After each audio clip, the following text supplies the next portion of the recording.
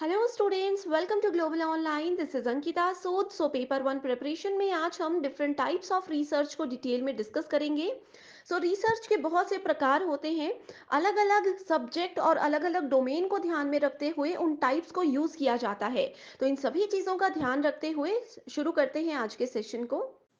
Paper one के best preparation के लिए कंप्लीट कोर्स भी मैं लेकर आई हूँ, जहां पर स्टूडेंट्स एग्जामिनेशन के difficulty level and latest questions के पैटर्न के अकॉर्डिंग एग्जाम से पहले आपका 100% सिलेबस कवर करवाने की श्योरिटी दी जाती है।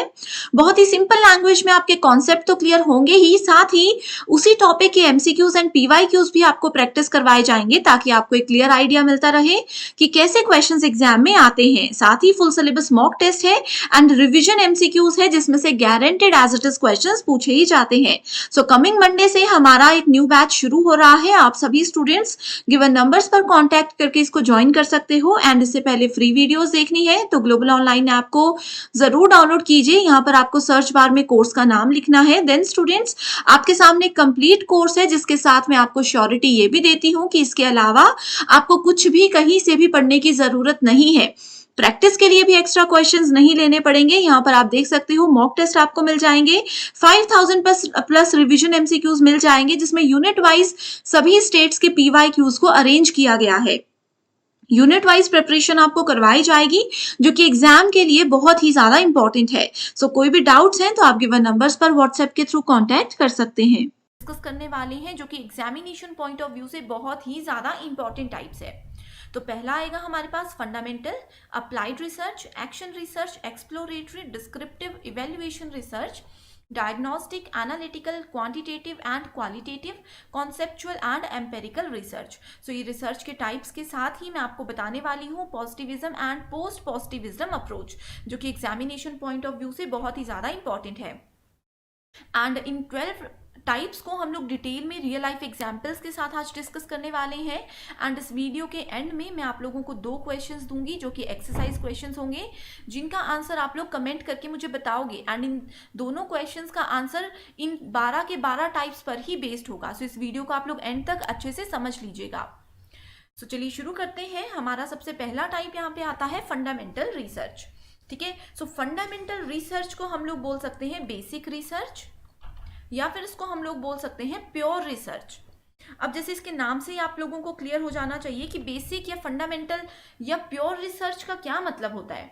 कि एक ऐसी रिसर्च जहां पे हम लोग नॉलेज को कलेक्ट करते हैं, लेकिन उसको आगे कहीं पे यूज नहीं करते।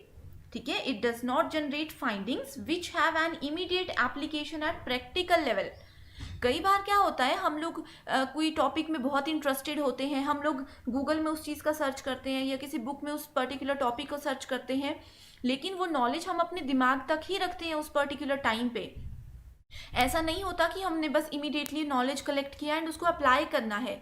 नहीं, हम लोग सिर्फ अपने इंटरेस्ट के लिए, अपने नॉलेज को इम्प्रूव करने के लिए ही इस तरह की रिसर्च को यूज़ करते हैं। ठीक है, फंडामेंटल रिसर्च सिर्फ सेक ऑफ नॉलेज के लिए यूज़ की जाती है। इसमें इसको अप्लाई करने का कोई भी हमारा इंटेंशन नहीं होता है। ठीक है, this is a research type that is primarily concerned with formulating a theory or understanding a particular natural phenomenon। ठीक है, किसी भी टॉपिक की अंडरस्टैंडिंग के लिए ही हम उस चीज़ को पढ़ते हैं, उस पर रिसर्च करते हैं। ठीक है, रिसर्च क्या होता है, रिसर्च किस तरह से करनी चाहिए, एंड इसके क्या क्या फीचर्स एंड कैरेक्टरिस्टिक्स होते हैं, ये चीज़ें हम लोग लेक्चर 1 में डिटेल में डिस्कस कर चुके हैं। अगर आप लोगों ने वो वीडियो अभी तक नहीं देखी है तो उसका लिंक भी मैं डिस्क्रिप्शन बॉक्स में ऐड कर दूंगी, आप लोग ज़रूर उस वीडियो को फॉलो कीजिएगा। रिसर्च जो होती है फंडामेंटल रिसर्च, ये बेसिकली मैथमेटिक्स और रिसर्च जर्नलाइजेशन से रिलेटेड होती है। ठीक है, इसमें क्या करते हैं हम लोग, सैम्पलिंग प्रोसीजर्स को एंड हाइपोथेसिस फैक्ट्स को यूज करते हैं। ठीक है, हाइपोथेसिस का मतलब क्या होता है, ये मैं आप लोगों को बता चुकी हूँ कि अनुमान लगाना। ठीक है, कि किसी चीज़ में मान लीजिए थोड़ा सा नॉलेज, 20% नॉलेज हम लोगों ने ले लिया एंड उसमें 10% जो है हम लोग अनुमान लगाते हैं, अपनी तरफ से चीज़ों को समझने की कोशिश करते हैं एंड अपनी तरफ से उसमें फाइंडिंग्स को ऐड करने की कोशिश करते हैं, ये होता है हाइपोथेसिस। फंडामेंटल रिसर्च को बेसिकली एजुकेशन में, साइकोलॉजी में एंड साइंस की फील्ड में यूज़ किया जाता है। ठीक है, and it is use to develop theories for generalisation and principles. इस टर्म को आप लोग फिर से सुन लीजिए कि fundamental research is basically used to develop theories for generalisations and principles. ये स्टेटमेंट मैंने रिपीट क्यों की, क्योंकि ये स्टेटमेंट एग्जाम में कई बार एज इट इज यूज की गई है। ठीक है, सो ये होता है फंडामेंटल रिसर्च कि हम लोग इसमें नॉलेज को कलेक्ट करते हैं लेकिन इसको कहीं पे भी अप्लाई नहीं करते हैं इमीडिएटली। अब नॉलेज कलेक्ट किया है, दिमाग में चीज़ रहेगी, बाद में फ्यूचर में हम यूज़ करेंगे, that is a separate thing, लेकिन अभी करंटली हम इसको कहीं पे भी यूज़ नहीं करते हैं। तो सेकेंड टाइप आता है हमारे पास अप्लाइड रिसर्च। ये भी बहुत ज़्यादा इंपॉर्टेंट है एंड इसमें हमारे पास डिफरेंट टाइप्स होते हैं। फर्दर इसको डिवाइड किया जाता है डिफरेंट टाइप्स में, जैसे कि evaluation research and development, action research. तो इन सब चीज़ों को हम डिटेल में अभी डिस्कस करने वाले हैं। सो अप्लाई का मतलब क्या होता है कि कोई हमारे पास प्रॉब्लम थी, ठीक है, उस प्रॉब्लम का सॉल्यूशन फाइंड आउट करने के लिए हमने रिसर्च किया। ठीक है, जैसे रिसर्च करके हम लोगों को इसका कोई सॉल्यूशन मिल गया, हमने क्या किया, इमीडिएटली हमने उस सॉल्यूशन को अप्लाई कर दिया, that is called applied research. ठीक है, यहाँ पे लिखा हुआ है नीड्स एन इमीडिएट सॉल्यूशन और रिजोल्यूशन। सो इन चीज़ों को आप लोग अच्छे से समझ लीजिएगा स्टूडेंट्स, क्योंकि एग्जाम में ऐसे क्वेश्चंस दिए होते हैं कि हम लोग थोड़ी सी स्टेटमेंट से कंफ्यूज हो जाते हैं और हमारा आंसर गलत हो जाता है। जैसे कि स्टूडेंट्स बेसिकली कंफ्यूज होते हैं अप्लाइड और एक्शन रिसर्च में, तो यहाँ पे मैं बताऊंगी कि क्या डिफरेंस होता है दोनों में। ठीक है, सो अप्लाइड रिसर्च यानी कि कोई भी इमीडिएट प्रॉब्लम है उसका सॉल्यूशन हमें इमीडिएटली यूज करना है to solve immediate problem, practical solution of any problem. ठीक है, जैसे कि हमारी सोसाइटी से रिलेटेड इश्यूज होते हैं, बिजनेस से रिलेटेड इश्यूज होते हैं, या फिर इंडस्ट्रियल प्रॉब्लम्स होती हैं, इस तरह के एग्जाम्पल्स जहाँ पे दिए होंगे आप लोगों को अप्लाइड रिसर्च को ही राइट आंसर सेलेक्ट करना है। ठीक है, ये क्या करता है, ये प्रॉब्लम का सॉल्यूशन हमें देता है। अप्लाइड रिसर्च प्रॉब्लम को सॉल्व करता है रादर देन एक्वायरिंग नॉलेज। ठीक है, फंडामेंटल रिसर्च में क्या था, हम लोग नॉलेज को एक्वायर करते थे लेकिन उसको अप्लाई कहीं नहीं करते थे। इसमें हम लोग नॉलेज को कलेक्ट भी करते हैं एंड उससे क्या करते हैं, सॉल्व भी करते हैं इमीडिएट प्रॉब्लम्स को।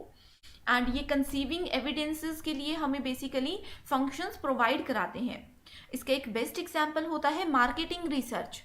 सो मार्केटिंग फील्ड का अगर आप लोगों को थोड़ा बहुत नॉलेज होगा तो आप देख सकते हो कि वहाँ पे इमीडिएटली उन लोगों को सॉल्यूशंस चाहिए होते हैं। ठीक है, एंड अप्लाइड रिसर्च को एजुकेशन में, इंजीनियरिंग में, साइकोलॉजी एंड किसी भी तरह के बिजनेस में यूज़ किया जाता है। एंड इमीडिएट इश्यूज को रिजॉल्व करना है, जैसे कि डेली लाइफ इश्यूज होते हैं, ठीक है, हमारे काम से रिलेटेड इश्यूज होते हैं, हेल्थ और वेलफेयर से रिलेटेड इश्यूज होते हैं, उन सभी जगह पे अप्लाइड रिसर्च को यूज़ किया जाता है। तो इसके 3 टाइप्स होते हैं, evaluation research, research and development and action research. So इधर सिर्फ हम लोग रिसर्च एंड डेवलपमेंट की बात करते हैं क्योंकि इवेल्युएशन एंड एक्शन रिसर्च एक सेपरेट टॉपिक है, इसको भी हम नेक्स्ट स्लाइड में डिस्कस करेंगे। सो रिसर्च एंड डेवलपमेंट का मतलब होता है where the focus is on setting up fresh products और services which focus on target market requirements. So जो हमारी टारगेट मार्केट होती है, ठीक है, हमारा कोई भी प्रोडक्ट है मान लीजिए, उसका जो टारगेट मार्केट है हम उस पर फोकस करेंगे क्योंकि मार्केट में क्या आजकल डिमांड चल रही है। हम ऐसा नहीं देखेंगे कि क्या प्रोडक्ट हम बना रहे हैं हम वही बनाएंगे, हम देखेंगे मार्केट में किस चीज़ की डिमांड है, that is called research and development. So अब बात करते हैं एक्शन रिसर्च की। एक्शन रिसर्च एक अप्लाइड रिसर्च का ही सब पार्ट है, ठीक है, and it is use to solve existing and immediate problems. ठीक है, so existing and immediate problem को ये सॉल्व करता है, लेकिन ये हमेशा फोकस करता है लोकल प्रॉब्लम्स पे। लोकल प्रॉब्लम्स का मतलब है जैसे कि हमारे स्कूल एजुकेशन सिस्टम है, ठीक है, हॉस्पिटल मैनेजमेंट का से रिलेटेड कोई प्रॉब्लम्स है, उन सब चीज़ों को सॉल्व करने के लिए हम लोग एक्शन रिसर्च का यूज़ करते हैं। ठीक है, इसके साथ ही आप लोगों को ये भी पता होना चाहिए कि एक्शन रिसर्च को हम एक साइकिल ऑफ एक्शन बोलते हैं या फिर इसको साइकिल ऑफ इंक्वायरी हम बोलते हैं। it is used in the field where we find some solutions। ठीक है, इसमें क्या करते हैं, हम लोग थ्योरी को डेवलप नहीं करते हैं, इसमें हम लोग थ्योरी को डेवलप नहीं करते हैं जैसे कि हम अप्लाइड रिसर्च में करते थे। ठीक है, सो ये कुछ बेसिक एग्जाम्पल्स हैं जो कि आप लोगों को पता होने चाहिए। एंड एक्शन रिसर्च का एक मेन फोकस किस पे होता है, टू मेक सॉल्यूशन बेटर। अब मान लीजिए कि कोई एक प्रॉब्लम है, इसका हमारे पास एक सॉल्यूशन है, तो हम एक ऑल्टरनेटिव सॉल्यूशन ढूंढेंगे ये सोचकर कि इससे बेटर एक सॉल्यूशन हमें मिलेगा। सॉल्यूशन 1 से बेटर सॉल्यूशन ढूंढने के लिए हम एक्शन रिसर्च को बार बार यूज करते हैं। इसीलिए मैंने बोला है कि इसको हम बोलते हैं साइकिल ऑफ एक्शन या फिर साइकिल ऑफ इंक्वायरी। ठीक है, नेक्स्ट आता है हमारे पास एक्सप्लोरेटरी रिसर्च। एक्सप्लोर करना, एक्सप्लोरेटरी का मतलब होता है टू एक्सप्लोर करना, किसी चीज को ढूंढना। ठीक है, किसी नई चीज को ढूंढना। First time encounter. ठीक है, ये क्या है, ये प्राइमरली स्टडी है किसी एक अनफेमिलियर प्रॉब्लम के बारे में। अब एक प्रॉब्लम है जिसके बारे में हमें कुछ भी नहीं पता, ठीक है, एंड उसके बारे में खुद से हम एक्सप्लोर करेंगे कि ये प्रॉब्लम क्यों आई, इसकी क्या वजह हो सकती है, कैसे हम इसको सॉल्व करेंगे। ठीक है, तो ये सब चीज़ें आती हैं एक्सप्लोरेटरी रिसर्च की वजह से, यानी कि हम एक्सप्लोर करेंगे। ठीक है, सो ये अनफैमिलियर प्रॉब्लम्स ऐसी प्रॉब्लम्स होती हैं जिसका कि रिसर्चर को थोड़ा सा नॉलेज होता है या बिल्कुल भी नॉलेज नहीं होता है, यानी कि 0 लेवल से हम लोग शुरू करते हैं रिसर्च करना, किसी प्रॉब्लम के सॉल्यूशन को ढूंढना। ठीक है, इसके अलावा अगर जैसे एग्जाम में आप लोगों को कुछ एग्जाम्पल दिया जा सकता है कि मान लीजिए एक कोई हमारे पास सिचुएशन है, कोई ऐसी प्रॉब्लम में हम लोग फंस चुके हैं एंड आप वहाँ के रिसर्चर हो, आप लोगों को लेकिन उसके बारे में कुछ भी नॉलेज नहीं है, तो आप लोग कौन से रिसर्च के मेथड को वहाँ पे यूज़ करोगे? तो आप लोग आंसर दे सकते हो एक्सप्लोरेटरी रिसर्च। ठीक है, इसका एम होता है टू डेवलप द हाइपोथेसिस या फिर टेस्ट हाइपोथेसिस को इसको डेवलप करने के लिए इसको यूज़ किया जाता है। ठीक है, एंड इसका मेन एम टेस्टिंग नहीं होता है, इसका मेन एम होता है हाइपोथेसिस को जनरेट करना, उसको डेवलप करना। ठीक है, सो आप लोगों ने याद रखना है कि वैसे तो रिसर्च में हाइपोथेसिस हायर लेवल पे हम यूज़ नहीं कर सकते, ये रिसर्च एथिक्स के खिलाफ होता है, लेकिन फिर भी अगर हमारे पास बिल्कुल भी किसी चीज़ का नॉलेज नहीं है तो हम लोग अनुमान लगाते हैं ना, हम लोग गेस करना स्टार्ट कर देते हैं कि शायद तुक्का लग जाए। तो वही चीज़ है कि हाइपोथेसिस सिर्फ एक्सप्लोरेटरी रिसर्च में ही एप्लीकेबल होता है। नेक्स्ट टाइप आता है हमारे पास डिस्क्रिप्टिव रिसर्च। सो डिस्क्राइब करना किसी चीज़ को। ठीक है, डिस्क्राइब करना, इन जितने भी रिसर्च के टाइप्स हैं ना, इनके नाम से ही आप लोगों को 20% कॉन्सेप्ट क्लियर हो जाना चाहिए। ठीक है, किसी चीज़ को हम डिस्क्राइब कैसे करते हैं, अगर हमें किसी चीज़ के बारे में थोड़ा सा नॉलेज है तो हम थोड़ा सा उसमें अनुमान लगा करके आगे से आगे उस चीज़ को ऐड कर सकते हैं कि शायद ये हो सकता है। ठीक है, so descriptive research is a form of research that incorporates surveys as well as different varieties of fact finding investigations. ठीक है, सो फैक्ट फाइंडिंग इन्वेस्टिगेशंस को हम लोग यहाँ पे डिस्क्राइब करते हैं। It include fact-finding inquiries of different kinds related to who, what, where, when and how much. इन सब चीज़ों को, ये जो क्वेश्चंस मैंने बोले, who, what, where, when and how much, इन सभी के क्वेश्चन का आंसर हम लोगों को डिस्क्रिप्टिव रिसर्च में मिलता है।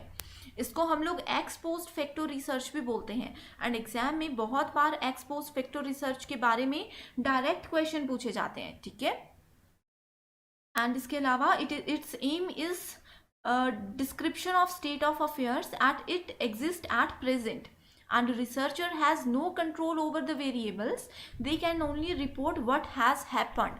ठीक है, सो डिस्क्रिप्टिव रिसर्च में हम लोग किसी भी चीज़ का सॉल्यूशन नहीं देते हैं। Remember one thing, descriptive research में हम लोग क्या करते हैं, हम लोग प्रॉब्लम को डिस्क्राइब करते हैं, उसका सॉल्यूशन नहीं देते हैं।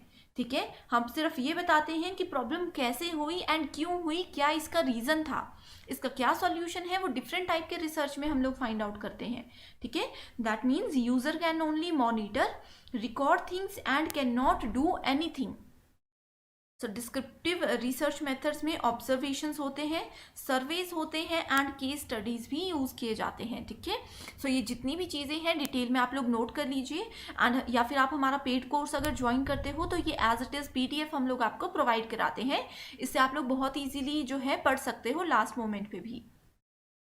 नेक्स्ट टाइप आता है हमारे पास इवेल्युएशन रिसर्च। सो इवेल्युएट करने का मतलब क्या होता है, अब जैसे मैं आप लोगों को पढ़ा रही हूँ, ठीक है, अब आप लोगों को मैं इवेल्युएट कैसे करूँगी? जब आप लोगों का जैसे इस वीडियो के एंड में 2 क्वेश्चंस मैंने आपको दिए हैं, उनके आंसर के थ्रू आप खुद को इवेल्युएट कर सकते हो कि हमें कितना समझ आया, या फिर फाइनल एग्जाम जो आपका पीएचडी का होगा उसमें आप लोगों के रिसर्च में कितने मार्क्स आते हैं, उसके थ्रू आप लोगों ने अपने आप को इवेल्युएट किया कि हमें कितने कॉन्सेप्ट समझ आए थे एंड कितनी हमने मेहनत की थी।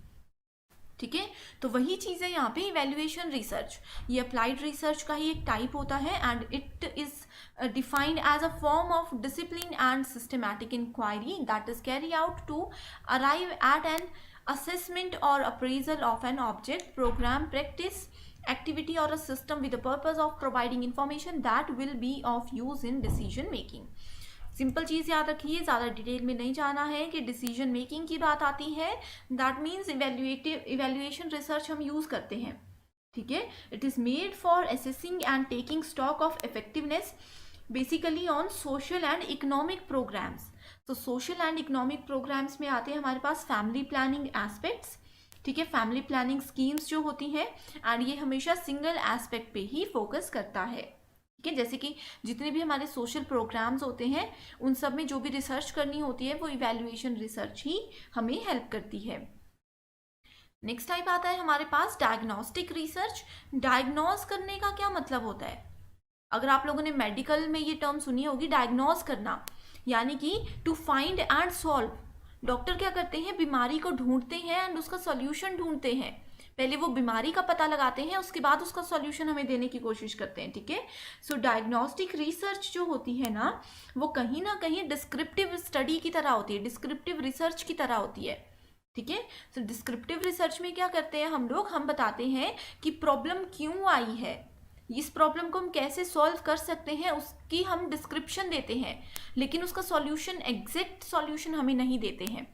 डॉक्टर्स क्या करते हैं, हमें बताते हैं कि मान लीजिए कोई बोलता है कि उसे स्टोन है, तो डॉक्टर बताएंगे कि स्टोन क्यों हुआ, वाई। ठीक है, उसके बाद वो बताएंगे कि आप लोग क्या क्या इसमें कर सकते हो चीज़ें। ठीक है, क्या क्या आप लोगों को रेमेडीज यहाँ पे यूज़ करनी है, लेकिन होता क्या है, ये सिर्फ हमें बता सकते हैं, सजेशंस दे सकते हैं, उसको यूज़ करना या नहीं करना वो हम लोगों पे डिपेंड होता है। ठीक है, so diagnostic research descriptive research की तरह ही काम करती है थोड़ी बहुत, and it is used to discover what is happening, why and what can be done. इस चीज़ को फिर से सुन लीजिए, to discover what is happening, why it is happening and what can be done now. तो ये होता है डायग्नोस्टिक रिसर्च में। So it aims at identifying cause of problem and solution for it. ठीक है, अब जैसे कि मान लीजिए आप लोग पीएचडी में अब जैसे एंट्रेंस दे रहे हो, पीएचडी आप लोग करोगे तो आप लोगों को रिसर्च करनी कंपलसरी है। ठीक है, आप लोगों के टॉपिक में कोई प्रॉब्लम आ गई, ठीक है, रिसर्च प्रोसेस में कोई प्रॉब्लम आ गई, तो आप लोग क्या करोगे, एग्जाम्पल आप लोगों को एग्जाम में ऐसे दिया जा सकता है कि आप लोगों की रिसर्च में कोई प्रॉब्लम आ गई, आपको उसका सॉल्यूशन नहीं देना है किसी दूसरे पर्सन को या अपने टीचर को, अपने गाइड को। ठीक है, उसका सॉल्यूशन नहीं देना है, आपने उनको सिर्फ रीजन बताना है, आपने उनको सिर्फ कॉज बताना है कि आपकी प्रॉब्लम क्यों आई है। ठीक है, तो आप लोग कौन से रिसर्च यूज करोगे, आप लोग वहां पे डिस्क्रिप्टिव रिसर्च यूज करोगे। लेकिन अगर आपको बोला जाएगा कि आप प्रॉब्लम का रीजन भी बताओ कि क्यों ये प्रॉब्लम आई है एंड साथ में उसका सॉल्यूशन भी हमें दो, ठीक है, दोनों चीजें करनी है, तो वो कौन सी रिसर्च आप लोग करोगे, आप लोग करोगे डायग्नोस्टिक रिसर्च। तो आई होप ये कॉन्सेप्ट आप लोगों को क्लियर है। इस वीडियो को आप लोग एक बार फिर से रिपीट में देख सकते हो, क्योंकि ये टॉपिक्स जो हैं इनमें माइनर डिफरेंसेस हैं, आप लोगों ने कंफ्यूज नहीं होना है। अगर आप लोग रियल लाइफ एग्जाम्पल समझ जाते हो अभी जो मैं बता रही हूँ, तो आप लोग कभी भी कंफ्यूज नहीं होंगे इन चीज़ों में। नेक्स्ट आता है हमारे पास एनालिटिकल रिसर्च। सो एनालिटिकल का मतलब क्या होता है, किसी चीज़ को एनालाइज करना। ठीक है, किसी चीज़ को एनालाइज करना। सो जैसे कि कोई फैक्ट है, ठीक है, कोई क्रिटिकल इवेल्युएशन में हम लोग फंस चुके हैं, फैक्ट्स को हमें एनालाइज करना है, तो वहाँ पे हम लोग एनालिटिकल रिसर्च को यूज़ करते हैं। ठीक है, it is a form of research where the researcher has to make do with the data and factual information available at their behest and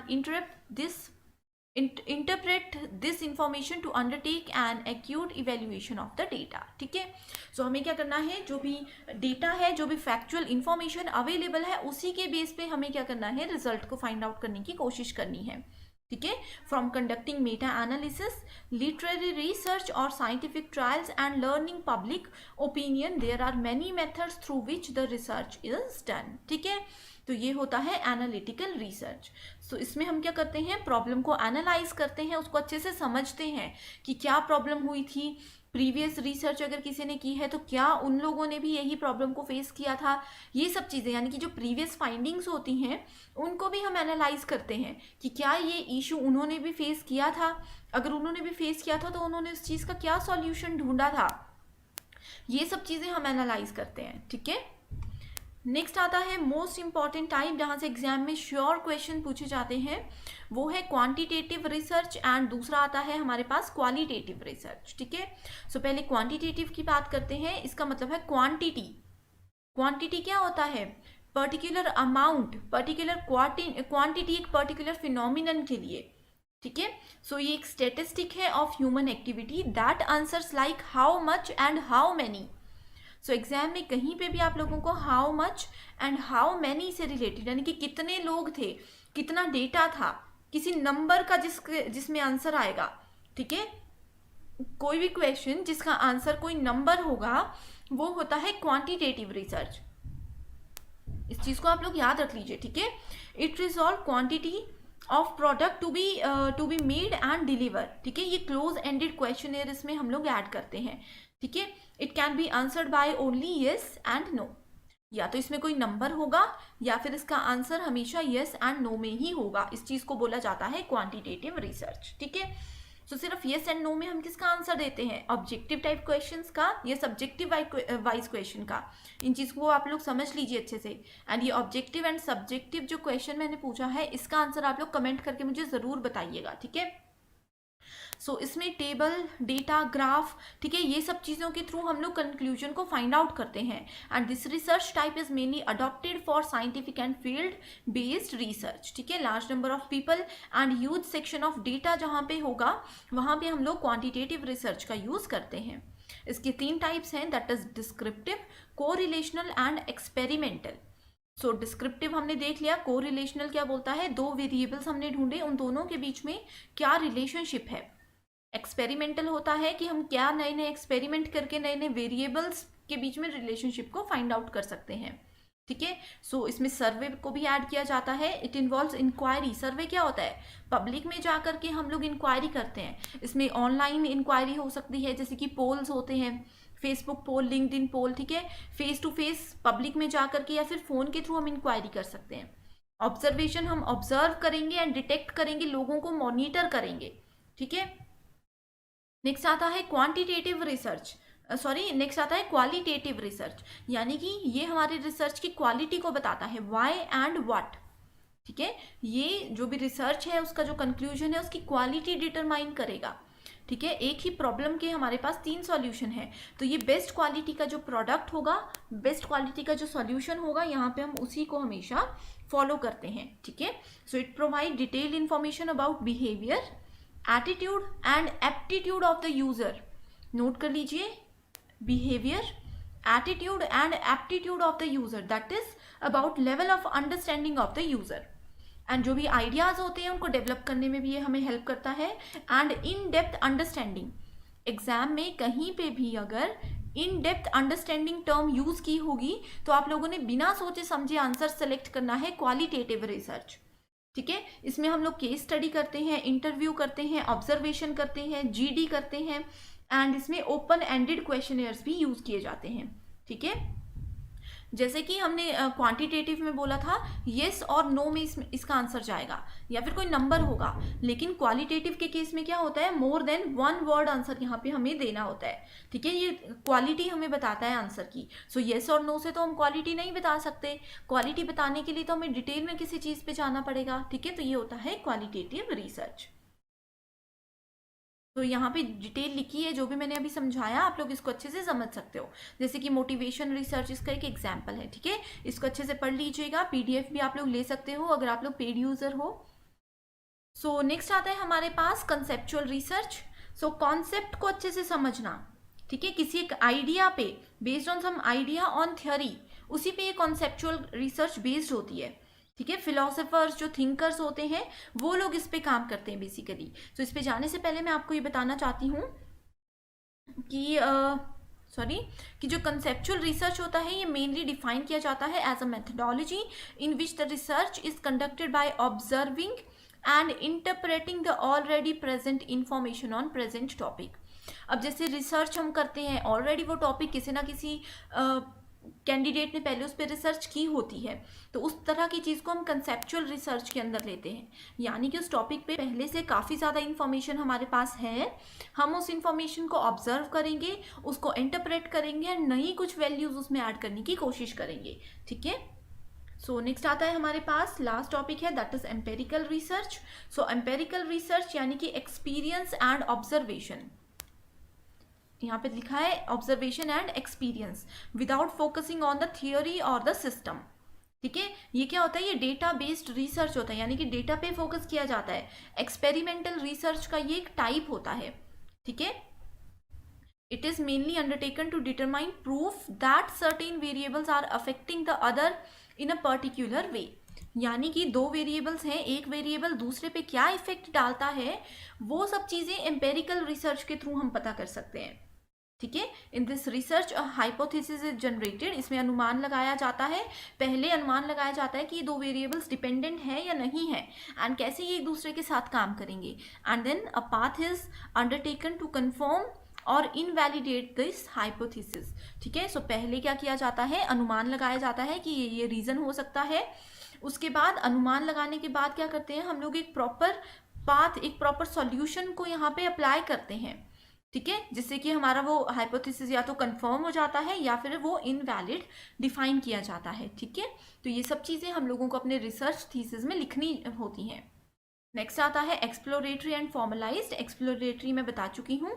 formalised होता है, this is a research that has a solid structure and which also has specific hypothesis for testing. ठीक है, next आता है conclusion oriented, यानी कि जो final answer है, जो फाइनल कंक्लूजन है उस पर बेस्ड होगा। डिसीजन ओरिएंटेड, यानी कि हम किस डिसीजन को लेकर के कंक्लूजन तक पहुंचेंगे। सो ये थे हमारे 12 टाइप्स ऑफ रिसर्च मेथड्स जो कि बहुत इंपॉर्टेंट है। अब लास्ट टॉपिक है हमारा positivism and post positivism approach. So यहाँ पे मेजर डिफरेंसेस इसमें नहीं है, हम लोग सिर्फ ये देखेंगे कि पॉजिटिविज्म क्या मतलब होता है, it clings to the view that only factual knowledge gain through observation including measurement is reliable. ठीक है, सो पॉजिटिविज्म का मतलब होता है प्रत्यक्ष। आप लोगों ने सुना होगा कि प्रत्यक्ष को प्रमाण की जरूरत नहीं होती है, यानी कि जो चीज हमारे सामने है, जिस चीज को हमने खुद ऑब्जर्व किया है, जिस चीज को हमने खुद देखा है, उस चीज के लिए हमें किसी प्रूफ की जरूरत नहीं होती है। तो प्रत्यक्ष मतलब पॉजिटिविज्म। ठीक है, so positivism is research method, it is termed from sociology. ठीक है, and it is a study of society या फिर सोशल वर्क या जिस भी इन सब चीज़ों से रिलेटेड जो चीज़ें होती है ना, इस चीज़ को पॉजिटिविज्म बोला जाता है। ठीक है, इसमें क्या होता है, इसमें सिर्फ हमारे पास क्वालिटेटिव रिसर्च को ही यूज़ किया जाता है। ठीक है, ये अभी हम बात करें सिर्फ पॉजिटिविज्म की। ठीक है, इट स्टेटेड दैट जिन चीज़ों को हम टच कर सकते हैं, देख सकते हैं, फील कर सकते हैं, सिर्फ वही चीज़ें सच हो सकती हैं। ठीक है, अब जैसे हम बोलते हैं कि किसी से हमने कोई स्टोरी सुन ली एंड हम उस चीज़ पे मान जाते हैं, उस चीज़ को सच मान लेते हैं, तो वो पॉजिटिविज्म के अंदर नहीं आता है, क्योंकि उस चीज़ को हमने सामने से अपने सामने नहीं देखा है। ठीक है, हम उसके प्रत्यक्ष नहीं थे। तो इसमें दो चीज़ें होती हैं, पहली होती है थियोलॉजी यानी कि धर्मशास्त्र, जैसे कि जो लोग शास्त्रों में मानते हैं, ठीक है, वो भगवान में भी मानते हैं। ठीक है, दूसरा होता है मेटाफिजिक्स, यानी कि जिस चीज़ को हम समझते हैं। ठीक है, पॉजिटिविज्म को हम लोग प्रत्यक्ष भी बोलते हैं, इसके अलावा हम बोल सकते हैं यकीन करना। ठीक है, जो भी चीज हमारे सामने है हम तभी उस पर यकीन करेंगे, ये बात इसमें बोली गई है। इसमें हमारे सेंसेस ऑर्गन्स जो होते हैं वो भी इन्वॉल्व होते हैं। ठीक है, इसके अलावा जो साइंटिफिक नॉलेज होती है, जनरल लॉज होते हैं सोसाइटी के, वो सब चीजें इसके अंदर आती हैं। नेक्स्ट बात करते हैं पोस्ट पॉजिटिविस्टिक अप्रोच, या फिर जिसको पोस्ट पॉजिटिविज्म भी बोलते हैं हम लोग। ठीक है, एंड पॉजिटिविज्म जो है ये 19th सेंचुरी में आया था, ये 20th सेंचुरी में आया है। ठीक है, it states that you should not only believe in science and scientific knowledge, but you should believe in judgement and interventions. ठीक ठीक है, जो भी कॉमन सेंस होती है, इन सब चीज़ों पे आपको विश्वास करना चाहिए, जजमेंट्स पे विश्वास करना चाहिए। ऐसा नहीं है कि जो चीज़ें शास्त्रों में लिखी हैं, जो चीज़ें साइंटिस्ट ने एक बार बता दी, हम उन्हीं चीज़ों पे एज इट इज़ बिलीव कर लें। ये क्वालिटेटिव एंड क्वांटिटेटिव दोनों ही मेथड को कंसीडर करता है। And by using scientific and judgement common sense, if we solve और research anything, that is called post positivism. ठीक है, इसको हम बोल सकते हैं it is search of truth, यानी कि सच्चाई को ढूंढने का एक मेथड है, सच्चाई को ढूंढने का एक अप्रोच है, पोस्ट पॉजिटिविज्म अप्रोच। ठीक है, सो इसमें एम्पेरिकल इंडिकेटर्स होते हैं, एक्सपेरिमेंटल बेस्ड रिसर्च इसके अंदर आती है, जिसके थ्रू हम लोग डिफरेंट थ्योरीज को ऑब्जर्व करते हैं एंड उनके बेस पे सॉल्यूशन को फाइंड आउट करने की कोशिश करते हैं। ठीक है, सो ये है बहुत important concepts, positivism and post positivism approach. So I hope ये कॉन्सेप्ट आप लोगों को बिल्कुल क्लियर है। सो इस पूरी वीडियो पर बेस्ड 2 क्वेश्चन है एक्सरसाइज के लिए, इनके आंसर आप लोग कमेंट करके मुझे बताओगे। पहला है एक्शन रिसर्च से रिलेटेड एंड दूसरा है यहाँ पे एक्सपेरिमेंटल रिसर्च से रिलेटेड। ठीक है, सो आज के लिए सिर्फ इतना ही। आई होप ये कॉन्सेप्ट आप लोगों को बिल्कुल क्लियर है। So thank you so much for watching this video and I wish you all the very best.